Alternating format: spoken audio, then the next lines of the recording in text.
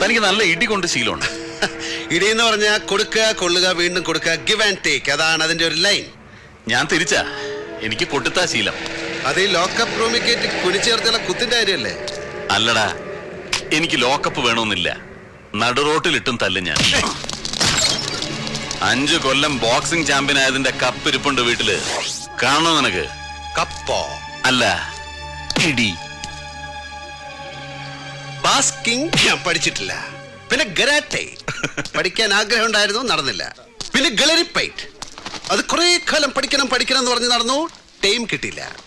ആകെ അറിയാവുന്നത് നല്ല നാടൻ തല്ല. അതൊരു കോമ്പറ്റീഷൻ ഐറ്റം അല്ലാത്തതുകൊണ്ട് ഗപ്പൊന്നും കിട്ടിയില്ല. പിന്നെ ഞാൻ ഇടിച്ച് പല്ല് തെറിപ്പിച്ചിട്ടുണ്ട് ചിലരുടെ. അതൊക്കെ ഞാൻ വീട്ടിലൊരു ഹോർലിക്സ് കുപ്പിയിൽ സൂക്ഷിച്ചു വെച്ചിട്ടുണ്ട്. അല്ലടാ ഉണ്ണി, ഇത്രയും വരും കുപ്പി. എന്നാ നമുക്ക് തുടങ്ങാം.